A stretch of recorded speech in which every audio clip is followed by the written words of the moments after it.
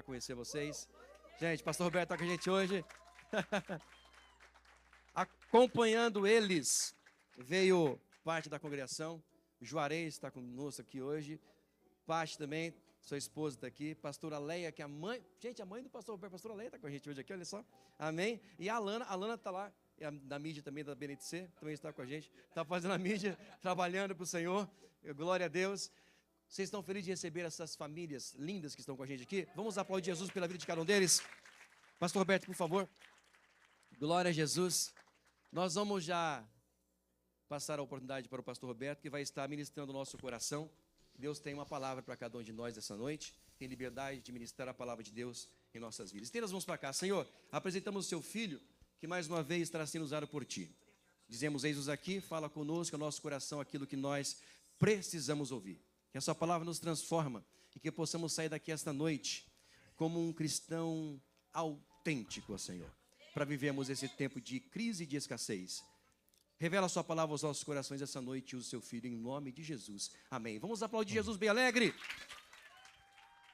Também. Boa noite, a paz de Cristo a todos, amém? Quem está feliz aí? Estou muito feliz. Pastor Misael, que eu amo tanto. Referência de homem de Deus, pastora Raquel, pastor Glauber, irmão Márcio, irmão Zilda. Não quero falar de todos para não esquecer nomes aqui, mas pessoas que nós conhecemos. O Lucas tivemos essa semana e tenho certeza que é um povo escolhido por Deus. A amizade, ela tem que passar por alguns estágios. Primeiro é o tempo. O tempo. Nós passamos. A escassez. Eu creio que passamos. E você é um presente de Deus na minha vida. Quando eu olho a BNTC, cada detalhe da nossa igreja lá, lembra o pastor Misael, o que ele faria? O homem é um visionário. O homem, Deus usou grandemente. Nós formamos a BNTC e hoje nós estamos com uma igreja muito grande. Mas porque somos bons? Não, porque estamos disponíveis. Tudo tem a ver com eu estar disponível. Juarez, Patrícia, minha mãe, muito feliz de estar aqui. Com a minha mãe na América. Já botei ela para saltar daquele estilingue humano. Para honra e glória do Senhor, ela ganhou $100. Amém. Essa minha mãe não é fácil. Nossa líder de intercessão, nossa pastora. Falar de igreja, falar de história. Eu gosto de ministrar o que eu vivo. Eu gosto de ministrar o que eu passo. E aqui vocês estão olhando um homem falho, cheio de defeitos. Se vocês me conhecessem como eu me conheço, às vezes nem falam, meu Deus. Mas, pela misericórdia do Senhor, nós melhoramos a cada dia. Quando eu começo a enxergar as dificuldades que nós temos, como foi ministrado aqui pelo pastor Misael, o medo que nós temos que trazer para o dia a dia, e é o que eu faço com a minha dificuldade. Por isso que muitas pessoas, quando recebe uma pedrada ou vê uma pedra no meio do caminho, cada um tem uma reação. O distraído tropeça. O empreendedor constrói. Um artista, Michelangelo, faz uma escultura. Davi mata o gigante. E Jesus manda remover. O que eu faço quando eu enxergo a dificuldade? Aí que expressa o que eu sou. E eu queria estar falando muito sobre o centro da vontade de Deus, porque Ele é perfeito, Ele é agradável. E não tem lugar melhor para estar que é no centro da vontade de Deus. Não tem sonho e propósito melhor para sonhar e viver, que são os propósitos de Deus, porque quando nós vivemos os propósitos dele, não tem fracasso. não tem derrota, não tem humilhação. E nós se movemos o tempo todo por cenários. Nós achamos que esse cenário vai nos fazer isso, esse cenário vai fazer aquilo. Eu lembro que quando nós estávamos na época de política, muitos irmãos lá, agora se o Bolsonaro não ganhar, eu vou vender e vou mudar de situação, vou vir para a América. Era o discurso do povo. E isso nunca me comoveu, porque Deus não se move por cenário. Deus não se move por cenário. Nunca incomodou o Senhor, porque Adão pecou no deserto, Jesus sobreviveu. Adão pecou no jardim, Adão e Jesus suportou no deserto. Porque nunca tem a ver com o cenário. Mas nós, o dia todo, nós ficamos olhando o que está acontecendo. E eu lembro que naquela época de campanha, e ainda mais nós, uma das nossas empresas é do transporte. E eu tinha migrado um pouco, 30% do transporte para o agro. Eu nunca tinha ido me envolver com o agro. Me envolvi com o agro e aconteceu de perder. E todo mundo ficou desesperado. E eu estava debaixo de uma palavra: Deus, o que tu quer para a minha vida? O que tu quer para a minha história? O que tu quer para mim nesse tempo? O que o Senhor sonha comigo nesse determinado momento? Porque Deus, que a pastora Raquel falou, sempre tem um escape. Fala para o teu irmão: Deus sempre tem um escape para a sua vida. Deus sempre tem um escape. Nós viemos daí migrando, mudando a transportadora de Oriente, saímos do agro, voltamos para o transporte de linha branca, que nós chamamos lá, e debaixo de uma palavra Igreja Crescendo, junho, eu estava pronto para ir para a Argentina numa viagem. 5 horas da manhã meu telefone toca. E o gerente da frota me liga: Roberto, aconteceu um desastre.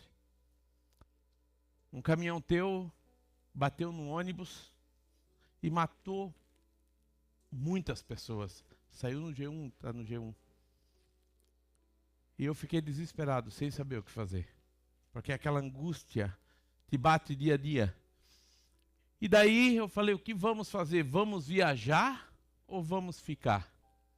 Eu falei: todas as coisas cooperam para o bem. As ruins também estão, mas nós às vezes não entendemos isso. Porque nós vivemos um falso evangelho que fala: vem para Jesus. E quem te pregou esse evangelho é mentira. Que tu vai ter só paz. Não. Não vai ter paz. Vai ter luta, vai ter dificuldade, vai ter dias de desânimo, mas uma certeza você tem: você vai vencer. Todas elas. Todas as dificuldades nós vamos vencer. E daí me deu um desespero. Eu falei: o que vamos fazer? Falei: vou continuar a viagem, não tenho o que eu fazer. E eu e a minha esposa monitorando quantos morreram e quantos ficaram feridos em ônibus. E eram ambulâncias e esses acidentes, todo mundo transmite ao vivo, corpo de bombeiro. E daí, do ônibus não morreu ninguém. Já fiquei. Meu motorista estava bem. E tinha falecido uma pessoa. Nisso, o meu coração já acalmou. Ficou mais em paz. Eu falei: Deus, o que tu tem para a minha vida? Por isso que eu quero ministrar para você. O que tu tem para a minha vida? É para eu continuar ou é para eu parar? Porque em meio à dificuldade nasce um ponto de interrogação. Eu devo continuar? Devo ficar? E essa resposta só quem tem para a nossa vida é Deus. Só quem tem essa resposta para a nossa vida é Deus. Não tem como se aconselhar com alguém. Não tem como pedir: pastor Misael, o que devo eu fazer? Continuo ou paro? Algumas pessoas falavam: é sinal para tu parar. Outras pessoas: é sinal para tu recuar. E eu falei: oh Deus, é sinal para eu parar?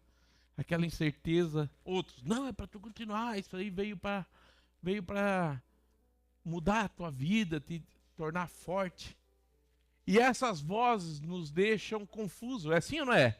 Quando você anda com escutando muitas opiniões, um fala fica, um fala vai. Agora vocês estão... Não, agora é para ir, agora é para ficar.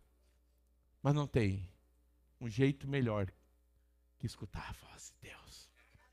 Não tem um jeito melhor, porque daí a resposta é estar no centro da vontade dele em meio à guerra. E eu falei, chega, vou entrar numa campanha. Comecei a campanha. Me escondi, aquela dor na alma, as coisas foram se resolvendo, as pessoas foram se acertando, acalmando o ânimo. E de repente, Deus falou, ei,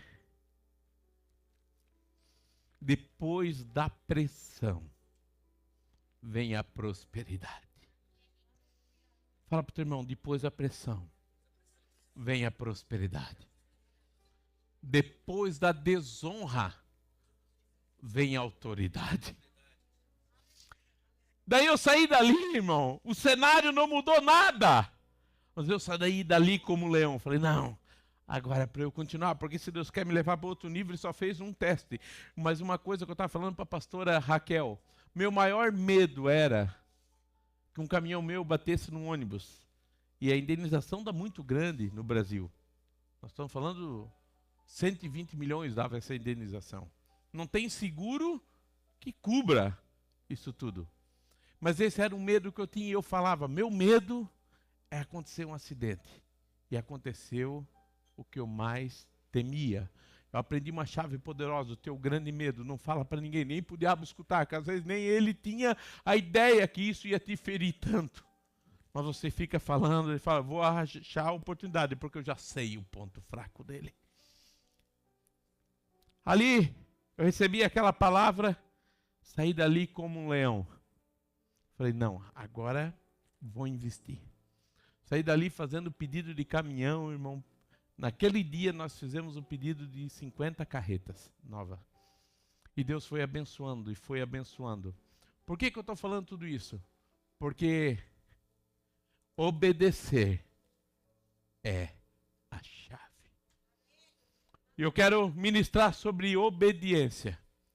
Porque diariamente nós não escutamos a voz de Deus. Diariamente nós nos movemos por cenários.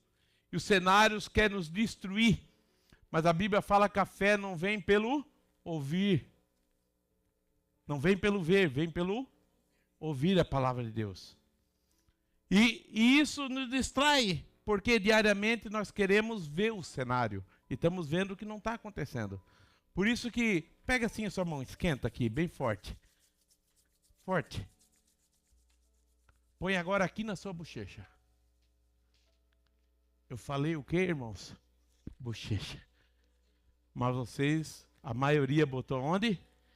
Porque estão olhando o que está acontecendo. Estão olhando qual é o cenário. Mas Deus fala, vai dar certo. Deus fala, eu tenho escape. Eu quero falar sobre obediência. Os planos de Deus não podem ser frustrados. Então, primeira lição, sonhe os planos de Deus para a sua vida. Quando nós se frustramos, 90%, 100% são os nossos planos, os nossos desejos, os nossos corações. Quem já quebrou a cara aqui várias vezes? Eu sou campeão. Também. E eu quero falar sobre obediência e ministrar e discorrer essa noite, que foi o que o Senhor ministrou naquele dia.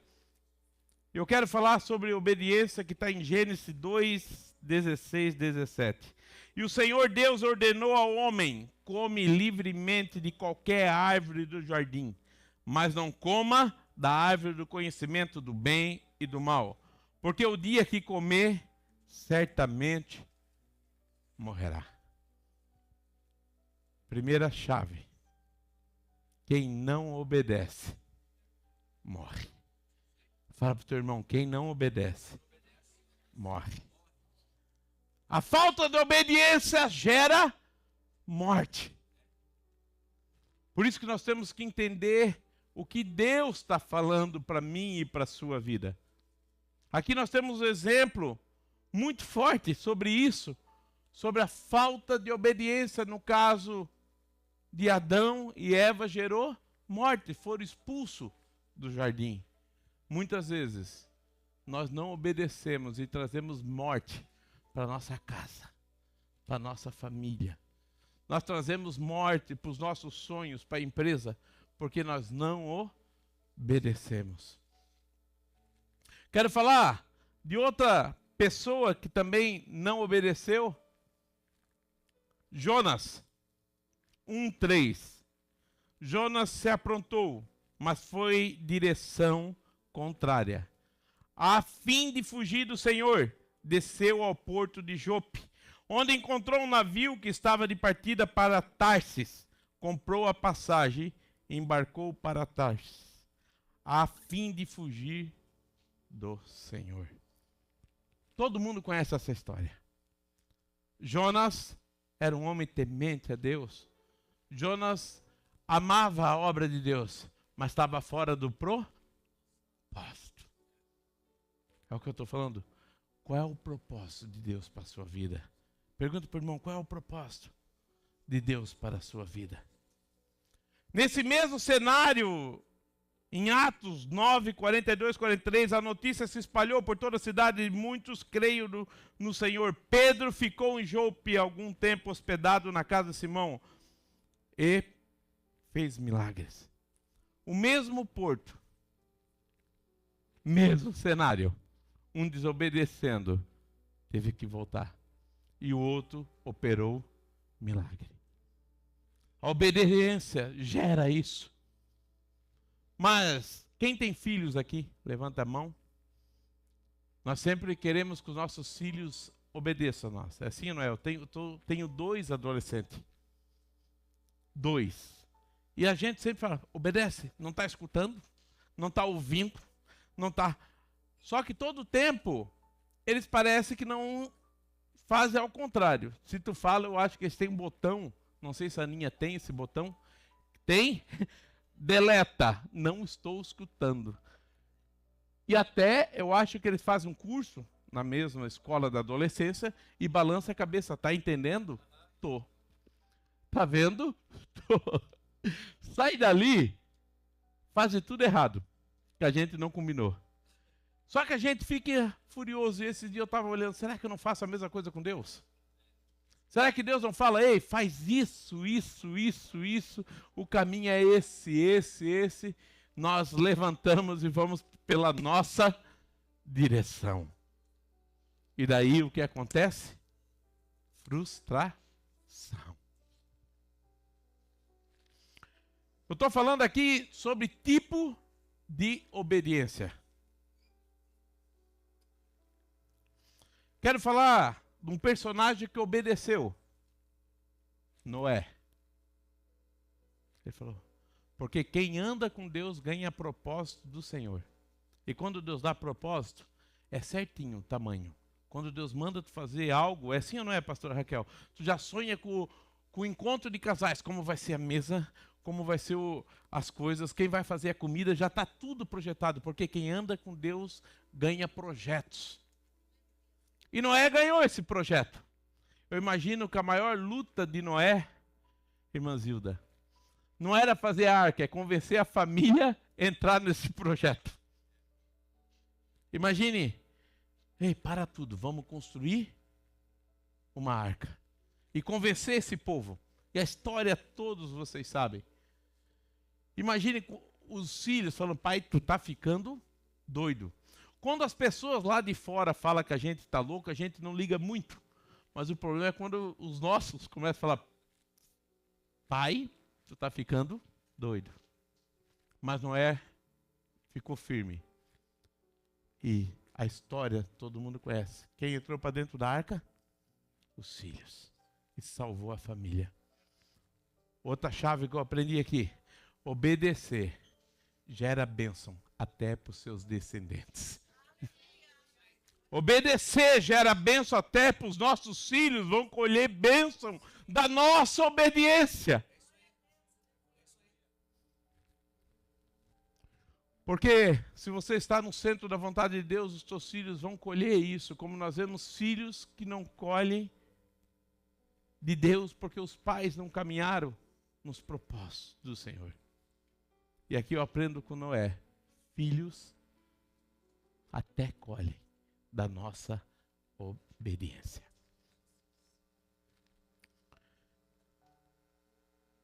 Eu estou passando aqui pelas histórias, quem está comigo, diga amém. Amém. A muralha de Jericó, Josué 6, 2, 3. Então disse o Senhor a Josué: olha, tenho dado na tua mão Jericó ao seu rei e aos homens valorosos. Vós, pois, todos os homens de guerra, rodeais a cidade, cercando uma vez, assim fareis mais 6 dias. Aqui que eu quero entrar. Obediência não precisa ter lógica. Fala para o teu irmão, obediência não precisa ter lógica. Porque eles estavam prontos para ir para a batalha, esperando que Deus entrasse com a providência. Esperando que Deus entrasse com mais guerreiros, acontecesse alguma coisa, e de repente ele pede o quê? Para rodear. Tem sentido, irmão? E sabe o que Deus testa o tempo todo? Que era 7. Imagina as pessoas caminhando. Agora ficaram doidos de novo. Uma vez. E nada aconteceu. 2, 3, 4, 5, 6. Na 7ª vez aconteceu o milagre. Aqui testou o quê? Obediência. Obediência não precisa ter lógica. Para viver a obediência do Senhor não precisa ter lógica. Às vezes nós queremos ficar palpando, querendo entender o que aconteceu, o que não aconteceu. Voltando lá no testemunho, por isso que eu falei sobre lógica. Eu já tinha acontecido esse acidente, e Deus fala: ei, pode comprar mais. Eu falei: que loucura. Eu saí dali, eu estava na campanha e falei: Ju, o recado de Deus foi ao contrário. Não é para vender, é para comprar. Liguei para aqueles irmãos que falaram que era para parar. Falei: irmão, agora eu sei o que Deus quer. Para colocar o pé. Eu saí dali, 5 dias depois, o mesmo cenário, com uma direção diferente. Por isso que quando nós buscamos o que Deus tem para nós, para esse tempo, não tem a ver com conselhos humanos. Ali eu saí e assinei contratos gigantescos com multinacionais e comecei a viver o sobrenatural. Ao ponto, quando veio a petição do acidente, eu tinha seguro, e estava preparado psicologicamente, para um valor de 5 milhões, e veio a petição pedindo 700 mil. Quando falou 700 mil, fiz, só isso eles pediram. Por quê? Porque quando nós fizemos o que Deus quer que nós façamos, nós temos a certeza do sucesso. Nós temos a certeza que Deus cumpre o que Ele fala. Em meio ao cenário, Deus mudou. Fomos vivendo e desfrutando do que Deus tinha. Eu comecei a comprar. E tudo que eu faço na minha vida tem que ter um propósito. Eu caminho debaixo de propósito. Sempre quando eu converso com alguém, eu pergunto: qual é o propósito? Você quer viver até que idade? A pessoa fala 90, 100. Eu não tenho coragem de falar 100, porque se eu não tirar o energético e a coca, 100 é difícil. E daí eu pergunto: qual é o teu propósito? Viver 90 anos. O que Deus ganha contigo? Qual é o sentido da vida? E a pessoa não consegue convencer, nem eu, muito menos ela. Qual é o propósito da vida? Eu conhecer o mundo? Não, o propósito da vida é cuidar de pessoas. O propósito da vida é ajudar pessoas próprio Deus mandou seu filho na terra para quê? Cuidar de pessoas, tem a ver com o reino. Tem a ver com o reino. Diariamente tem pessoas deprimidas, diariamente tem pessoas se matando. E só abrindo mais aspas aqui, eu tinha um motorista esse ano, irmão, que passou, foi um ano de vitória, mas pensa no ano de luta. Só que eu aprendi uma coisa, depois da pressão, vem a prosperidade. Nós temos um cenário errado na nossa cabeça que achamos que não vamos passar por provações. Eu abri aspas porque um motorista nosso, a mulher dele, sofrendo um câncer, ele deprimido e nós não conseguimos enxergar isso, faleceu, a esposa dele, ele falando que a vida não tinha mais sentido para ele. Ele falava isso, mas nós não observamos. Sabe por que nós não observamos? Que nós estamos correndo o tempo todo. As pessoas estão clamando, dizendo que o casamento não consegue mais, pessoas estão deprimidas. E a gente não tem tempo porque a gente está preocupado conosco. Passou 15 dias, ele deixou uma carta e jogou o caminhão atrás de outro caminhão e morreu na hora. O que eu aprendi aqui? Pessoas estão morrendo do nosso lado e nós não observamos. Pessoas estão morrendo na nossa casa, na nossa família, nós não ligamos para saber o problema dos nossos irmãos, dos nossos. E o único sentido da vida é cuidar de pessoas, é reino. E nesse período eu estava querendo comprar um galpão, não deu certo na cidade vizinha, eu sou de Joinville. Comprei o terreno, tudo, fiquei triste. Falei, Deus, é da tua vontade esse terreno? Daí eu orei, 2 semanas depois o rapaz cancelou o contrato. Passou uns 30 dias. Um amigo meu falou de um terreno, e tem aqui corretores. E eu fui lá ver esse terreno. Falei, não, esse terreno não tem nada a ver comigo. É muito além do que eu sonho, muito além do que eu pensei. Eu estava comprando uma área de 8.000 metros, o terreno dava 30 e mais 2 galpão de 4.000 metros, não tinha nada a ver com as minhas condições e nada a ver com aquilo. Mas quando entramos dentro do terreno, tinha um galpão na frente e um galpão atrás, só precisava do da frente. Quando eu olhei de trás, eu falei, eu tenho que fazer um propósito nisso aqui. Eu estou que nem Davi, o que eu ganho se eu matar o gigante? E ali eu lembrei de Ana, que Ana orava, Deus, se tu me dá um filho, eu te devolvo. Falei, Deus, se eu conseguir fechar negócio de aluguel nesse galpão, o de trás vai ser para a tua obra. O de trás vai ser uma recreativa para a igreja, vai ser para o grow, as pessoas podem usar. Deus, isso tudo aqui que o Senhor está olhando vai ser para a tua obra. Essa fatia toda vai ser para a tua obra. Eu vou comprar até ovelhinha. Saí comprando ovelhinha, irmão. Ovelhinha, cabra. 2 eu mandei matar, que nunca vi berrar tanto e feder tanto. Eu nunca mexi com ovelha. Eu achava tão bonitinho, agora eu falei, quer ver ovelha, eu vou botar um painel digital.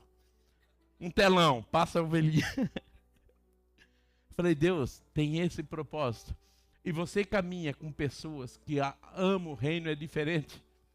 E eu caminho lá com pessoas que amam o reino, apaixonado por Jesus. Pessoas que eu chamo para trabalhar, ei, vamos arrumar isso aqui. Eu estava doente e nós mudamos de igreja, até falo, o pastor Marcos esteve aqui, Aquele homem, Deus colocou no meu caminho só para exercitar a minha fé. Eu falei, vamos fazer uma sala para kids. Ele falou, vamos, pastor. E nisso eu fiquei doente, fiquei acamado. Ele também mexe com construção. Eu queria fazer uma sala de 5 metros por 10. Mas o nosso galpão tem 40 metros. Eu falei, vamos fazer 5 por 10, o que alcança nosso dinheiro. E depois nós vamos investir. Beleza. Passei, fiquei um período doente, fui lá visitar ele, porque estava concretando o púlpito lá é de concreto. Eu falei, Marcos, tu está fazendo o que aí? Eu estou na igreja. Eu falei, na igreja tu não está concretando a tua laje, que ele ia concretar a laje do prédio dele? Não, eu Eu estou aqui concretando a laje da igreja. Tu não fala que se Deus cuida das minhas coisas, eu cuido das coisas dele, Deus cuida das minhas. Eu falei, é isso mesmo. Quando eu cheguei lá, tá aqui a pastora falando, o Marcos é de Deus, é doido. Ele não fez 5 por 10. Ele fez 7 por 30. Ele falou, pastor, que Deus é esse que quem dá 10 dá 30? Tu não crê? Eu falei, eu creio. Acredita, pastor? Acredito, porque tu fica até com vergonha. Porque nós caminhamos por cenário. Nós caminhamos porque estamos vendo, não porque Deus está falando. Por isso que é muito importante nós escutar a voz de Deus. E a voz de Deus é uma direção diferente para o irmão, uma visão diferente para Raquel. Ela pode até escutar, porque há sabedoria na multidão de conselhos, na prudência, há sabedoria. Mas o que Deus para esse tempo, às vezes, não tem lógica. Porque fazer rodear a muralha 7 vezes não tem lógica. A pessoa quer batalhar, está aqui com a guerra. Por isso que obedecer não precisa ter lógica. Vou falar de outra pessoa que também vocês conhecem. Eliseu estava enfermo. E mandaram ele mergulhar quantas vezes? 7. E tinha rios melhores. Eu não quero adentrar nessa parte. Mas eu imagino Eliseu, importante, conhecido, se submeter naquilo. Imagine 1, nada. 2, nada. No 7, ele levanta curado. Naamã. Eu li Naamã.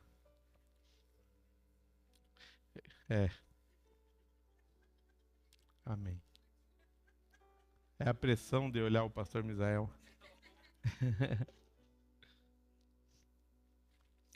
Por que olhei e trouxe Naamã? Porque obedecer gera milagres. Obedecer gera milagres. Mas é difícil obedecer. Porque nós somos rebeldes. Porque às vezes nós queremos fazer a nossa vontade, do nosso jeito, no nosso tempo, com o nosso querer, com as nossas forças. Mas aqui nós aprendemos que obedecer gera milagre. Fala para o teu irmão, obedecer gera milagres. Toda vida que Deus te pede algo, toda vida que Deus te dá uma direção, pode mergulhar, pode rodear, pode construir, porque vai dar certo. Toda vida que Deus te mandar fazer algo gigante, pode fazer. Por isso que nós temos que estar debaixo da vontade dele, debaixo dos propósitos dele. E eu tenho uma frase que eu uso muito, que serve muito para a minha vida. A nossa inteligência nos afasta da dependência. Porque se eu tiver sem dinheiro, eu sei o que eu vou fazer, o que eu vou vender, o que eu vou construir, o que eu vou comprar. É assim que... Mas essa nossa inteligência nos afasta da dependência. Porque quando eu não sei o que Deus tem, eu vou para o joelho. E Ele me dá a direção. Toda vida que eu não sei o que tomar, o que fazer, nós vamos para o joelho. Mas quando nós achamos que é desse jeito, nós vamos para a frustração. Nós vamos para a derrota. Por isso que existe muito crente andando em círculo. Não passando fases, reprovando na mesma fase. Nós vemos pessoas vivendo anos na igreja, não vivendo o sobrenatural do Senhor. Por isso que não tem a ver com o tanto de tempo que eu ando com Ele, mas tem a ver o tempo que eu obedeço a Ele.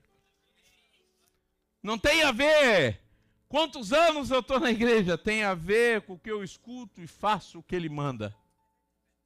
Tu vê pessoas quebrando a cara. E às vezes tu vai falar, tá tempo. Não, tô tempo, eu sei isso, eu sou pastor isso, eu vivo anos, eu sei. Não tem a ver com saber, tem a ver com obedecer. Nunca teve a ver com o que você sabe dele. Tem a ver o que ele revela para ti. Você anda debaixo da palavra que ele ministra na tua vida. Nunca foi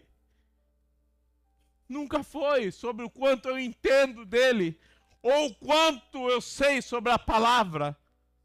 Tem a ver o quanto eu obedeço a palavra. Tem a ver quanto eu vivo a palavra. Por isso eu vim dizer para você nessa noite, descubra o que Deus tem para a sua vida. Descubra o que Ele tem para a sua casa. Descubra o que Ele tem para projetos ministeriais, projetos financeiros. Tudo tem a ver com o propósito. Por isso que fala, os sonhos de Deus são maiores. E propósito. Para quem eu quero estar na América? Eu quero estar para ajudar pessoas. Eu quero estar para ajudar pessoas. Eu quero estar para abraçar pessoas. Para que eu quero ser rico? Para ajudar pessoas. Para que eu quero ter uma igreja grande? Para abençoar pessoas, para resgatar mais reino. Tudo teve a ver com o reino. Por isso que ele fala, busque o reino em primeiro lugar.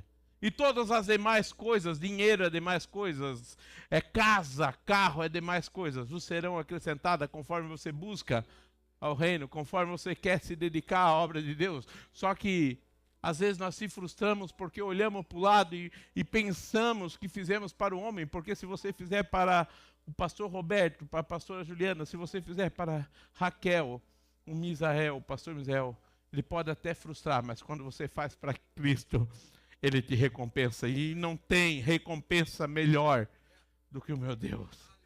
Recompensa humana é o quê? Traição, frustração, descaso. Mas quando eu olho o que eu faço para Deus, não tem como eu ficar devendo nada. Muitas pessoas não recebem o que Deus faz porque faz para o homem, que é uma recompensa humana. Tudo tem a ver com o reino. Quando eu comecei a viver isso, viver propósito, para que isso? Para que ter uma casa grande? Para ter uma célula. Eu lembro que nós tínhamos um trabalho que eu conheci com o pastor Misael, lá no Paraguai, das crianças. E essas crianças, elas sonhavam em estar num culto, que elas não podiam frequentar. E eu fiz um voto com Deus que nós íamos todo mês lá fazer um culto para essas crianças. E nós começamos a fazer. Chegou um dia que eu falei, eu não vou mais meu carro. Vai, o irmão daquele, tu vai dar esse carro para nós ir, vô? Se eu tivesse um desse, eu nunca dava. Eu falei, tu nunca vai ter. Nunca vai ter. Porque não tem a ver, eu quero que o meu carro se desgaste, que Deus vai dar um mais novo. Porque meu carro é dele, tudo é por ele, para ele são todas as coisas. Eu falei para ele, irmão, não se preocupa, tu nunca vai ter. Porque se você entendesse o que você quer, é gastar para o reino. Tem tudo a ver com o reino. Porque diariamente nós somos egoístas. Diariamente nós olhamos só o nosso problema. Nós não recebemos porque pedimos mal, para a nossa própria vontade. Nós não vivemos o que Deus tem porque nós só pensamos em nós e nos nossos. Tanto que eu brinco que a pessoa não grata, se eu fosse Deus, eu resolvi em 2 palitos. Dá só um câncerzinho. Um câncerzinho. Todo problema que ele tem vai se tornar o quê? Nada. Vai fazer o trabalho, vai fazer o tratamento, dali 6 meses. Ele só vai pegar o resultado. Deu tudo certo, a alegria vai vir. Porque a pessoa não grata, ela não vê o que Deus tem feito, ela só vê o do outro, mas também não vê o outro de trás. É tão ingratidão que a gente não vê as pessoas que estão passando. Pessoas que agora, nesse exato momento, lá na faixa de Gaza, Pessoas que não têm o que comer na África, que fazem uma refeição por dia, e nós achamos que o nosso problema é sempre maior que o do outro. Nós sempre achamos que a nossa luta é maior que o do outro. Mas que nós possamos entender a boa e perfeita vontade do Senhor, com o que Ele tem te dado para esse tempo, é para uma renovação de mente, para você entender que obedecer é melhor que sacrificar. A obediência. E a pergunta é: Deus, eu estou preparado para viver o que eu tenho pedido? Porque ninguém se conhece. Quem se conhece com $1 bilhão? Eu não me conheço. Por isso que Davi era um homem segundo o coração de Deus. Ele fala: vê se há em mim algum caminho mau. Porque nem eu me conheço. Às vezes nós ficamos pedindo. Eu falo muito porque eu uso meu filho. Eu fui para Fortaleza passar férias. Meu filho dirige os caminhões lá. E ele não podia dirigir na duna, dirigir dentro de um pátio é uma coisa. E dele toda hora falando, pedindo, eu falei: não dá. Quando eu cheguei no hotel, ele falou: pai, eu queria um Mac. Eu falei: não, filho. Passamos na frente de 500 Mac, agora meia-noite tu querer Mac. Ele falou: pai, tu é muito chato. Tu não faz nada que eu peço. Eu falei: filho, eu não sou chato, tu que não sabe fazer as perguntas certas. O que tu precisa fazer para dirigir? O que tu precisa fazer é ter uma habilitação. Em outras palavras, falar para a sua e para a minha vida o que nós precisamos. Essa é a pergunta: Deus, o que eu preciso?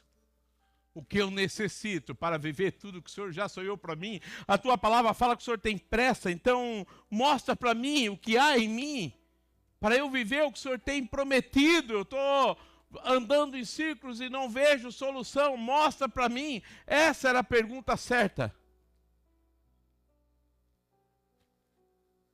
Porque nós não andamos. Obediência, e quando nós falamos não anda em obediência, a pessoa já pensa que é pecado. Não, obediência está no centro da vontade de Deus. Tem lugar mais perfeito que no centro da vontade de Deus? Sadraque, Mesaque e Abednego, tome fornalha. Vamos. Se é eu e você, essas horas eu estava com o pé na fornalha para não entrar. Mas o milagre aconteceu onde? Dentro. Deus não livrou eles da fornalha, livrou na fornalha. Isso é o quê? Obediência. E quando eles saíram de lá, eles foram honrados. Ao ponto das pessoas falar: bendito é o Deus de Sadraque, Mesaque e Abednego. Naquela época era bendito o Deus de Israel. Ali foi: bendito é o Deus de Sadraque, Mesaque e Abednego. Que Deus possa, através da minha e da sua vida, falar: bendito é o Deus do Misael. Bendito é o Deus do Glauber. Bendito é o Deus do Márcio. Bendito é o Deus do Lucas. Que as pessoas possam ver o milagre através da minha vida, da minha história, do que eu estou passando. Que nós possamos desfrutar isso. Que nós possamos entender. E as pessoas possam ver através da nossa história o milagre. Por isso, qual é o melhor lugar para nós estar? No centro. Não tem a ver com os Estados Unidos, não tem a ver com o Brasil, não tem a ver com o governo. Porque se Deus mandasse nós ir para a Ucrânia, você não teria que ir? E lá não está sendo bombardeado? Pior, está sendo bombardeado. Nós temos um pastor. Mas se Deus mandar eu ir, eu tenho que ir? Porque lá vai acontecer um milagre. Porque se olhar, não, para a Ucrânia não dá de ir. Agora, os Estados Unidos está difícil, vamos para a Europa. O que tem a ver? Eu estar debaixo da proteção de Deus, que daí Ele garante. Ele garante a sua história, Ele garante a sua família. Ele garante os seus passos, Ele garante os seus sonhos. Quem está compreendendo? Eu queria encerrar com o próprio Jesus. João 3,16. Vocês falam de cor. Porque Deus amou de tal que deu para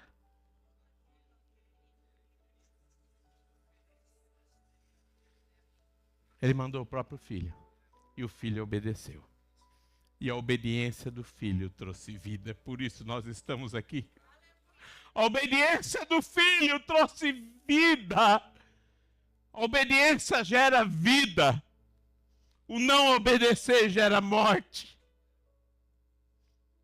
Através da obediência do filho, que ele mesmo fala: Pai, se possível, afasta de mim. Mas ele e hoje nós temos vida. Hoje nós temos vida pela obediência. Quero agradecer a todos pela oportunidade